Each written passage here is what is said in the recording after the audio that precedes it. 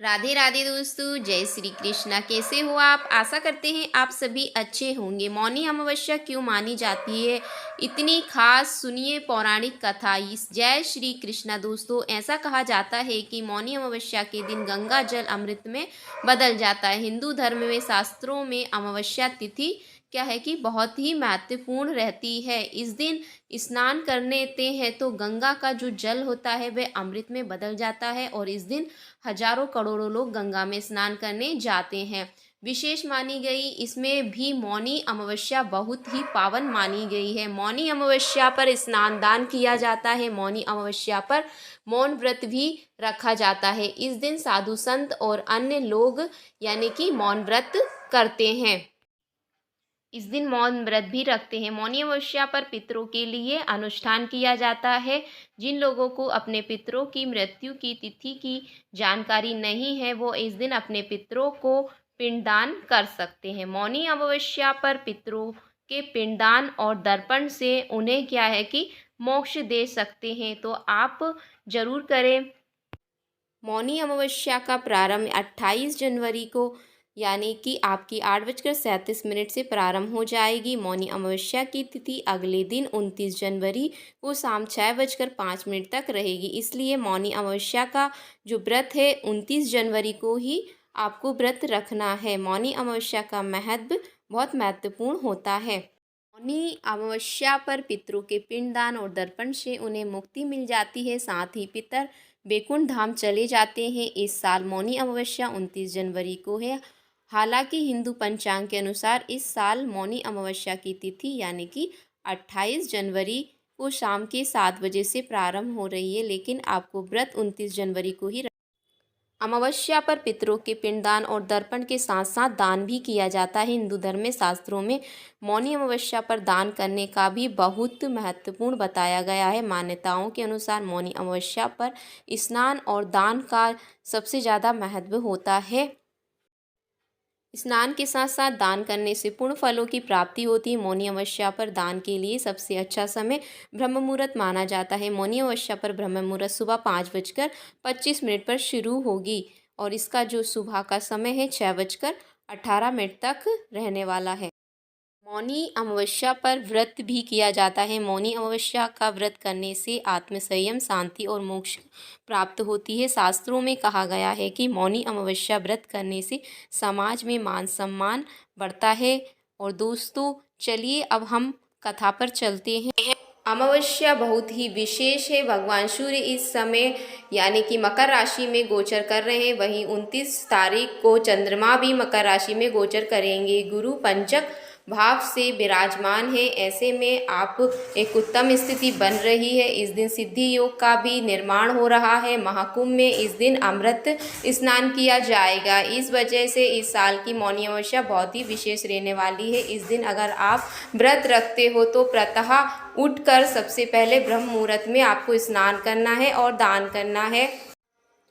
स्नान दान करके फिर भगवान श्री हरि विष्णु जी और शंकर भगवान की पूजा कर लेनी है। मौनी अमावस्या के दिन ये आपको ब्रह्म मुहूर्त सुबह ही करनी है दोस्तों। तो इस तरह से आप करें मौनी अमावस्या का व्रत। साथ ही मौनी अमावस्या की व्रत कथा सुने। पौराणिक कथाओं के अनुसार मौनी अमावस्या के दिन यानी कि मनु ऋषि का जन्म हुआ था। इस दिन मौन व्रत करें। विधिवत श्री हरि भगवान विष्णु की पूजा आराधना करने से जो मुनि पद की प्राप्ति होती है। सनातन धर्म में अमावस्या तिथि का विशेष महत्व है। शास्त्रों के अनुसार जब सूर्य और चंद्रमा के बीच का अंतर शून्य हो जाता है तो अमावस्या तिथि का स्नान करने का विधान है। इस दिन पीपल के पेड़ व भगवान विष्णु की विधिवत पूजन भी काफ़ी महत्वपूर्ण माना जाता है। स्कंद पुराण में वर्णित एक कथा के अनुसार बिना व्रत कथा पाठ किए किसी भी व्रत को पूर्ण नहीं माना जाता है। आप भी यानी कि मौनी अमावस्या का व्रत जरूर करें, पूजा पाठ भी जरूर करें, क्योंकि आपको इसमें बताया भी गया है कि बिना कथा पाठ के व्रत को पूर्ण नहीं माना जाता है। आप भी मौनी अमावस्या के दिन व्रत रखें तो इस व्रत कथा को जरूर सुने। मौनी अमावस्या की व्रत कथा, आइए जानते हैं कि असंभव को भी संभव करने वाली ये अमावस्या है, यानी कि मौनी अमावस्या। व्रत की चमत्कारी कथा, इस मंगलकारी अशुद्ध कथा का आनंद उठाएं और अंत तक हमारे साथ बने रहे। भक्तों, पौराणिक कथाओं के अनुसार एक कांचीपुरी में एक ब्राह्मण अपनी पत्नी धनवती, 7 बेटों और बेटी गुणवती के साथ रहता था। उस ब्राह्मण का नाम देवस्वामी था। देवस्वामी के 7 बेटों का विवाह हो गया, लेकिन बेटी गुणवती अभी भी कुंवारी थी। इसलिए देवस्वामी ने अपने बड़े बेटे को गुणवती के लिए सुयोग्य वर ढूंढने का कार्य सौंपा। इसी बीच एक दिन एक पंडित ने गुणवती की कुंडली देखी और बताया कि गुणवती के कुंडली में मौजूद दोष के कारण, यानी कि विवाह के तुरंत बाद ही वह क्या विधवा हो जाएगी। ऐसा सुनकर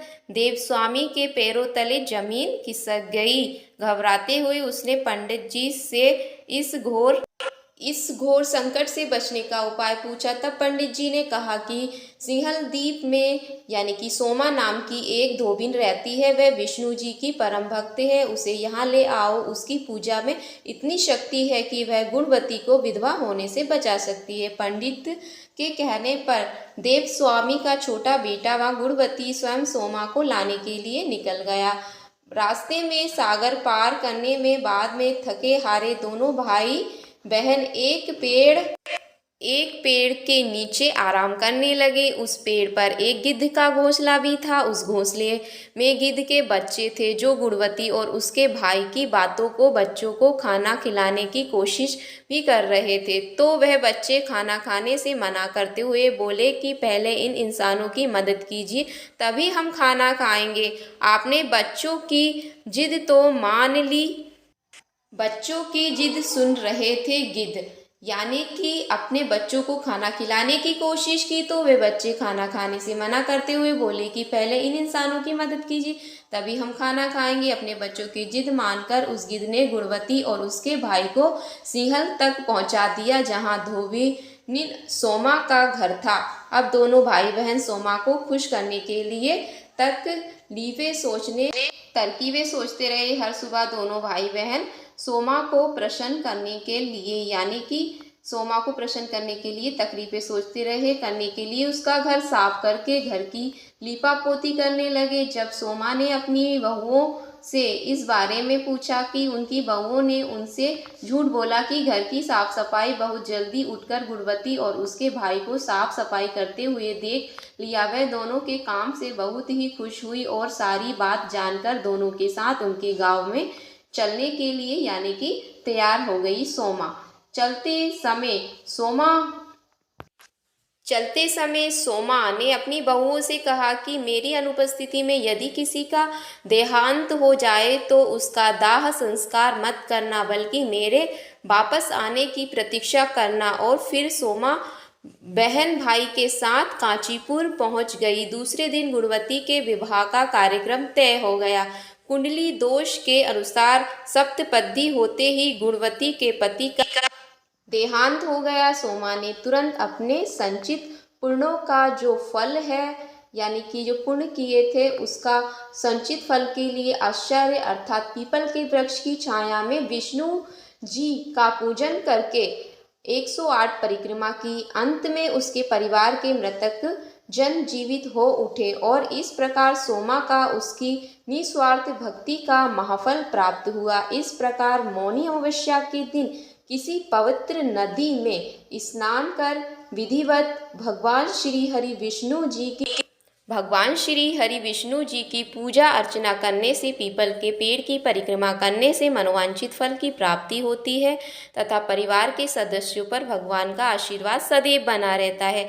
निष्काम भाव से एवं भक्ति से सेवा का फल मधुर होता है। इस व्रत का यही फल है और हम प्रार्थना करते हैं कि श्री विष्णु जी ने जैसे गुणवती और सोमा का गुणवती और सोमा का कल्याण किया, वैसे ही आप सभी का कल्याण करें। मौनी अमावस्या के दिन मौन व्रत रखकर मन, वाणी और कर्म से पवित्र बनाए रखना शुभ माना जाता है कि इस पौराणिक कथा के अनुसार मौन व्रत रखने से व्यक्ति अपने पापों से मुक्त होकर मोक्ष की प्राप्ति होती है, अग्रसर होता है। इस दिन गंगा स्नान और दान का विशेष महत्व होता है।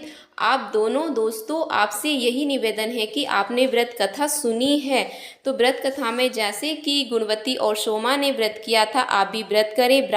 व्रत जरूर करें, लेकिन कथा भी जरूर सुने, क्योंकि कथा सुनने से आपको पूर्ण फल प्राप्त होता है। तो दोस्तों, वीडियो कैसी लगी? थोड़ी सी भी अच्छी लगी हो तो चैनल को सब्सक्राइब, लाइक ज़रूर करिए। फिर किसी नेक्स्ट वीडियो में मिलेंगे, तब तक के लिए राधे राधे, जय श्री कृष्ण।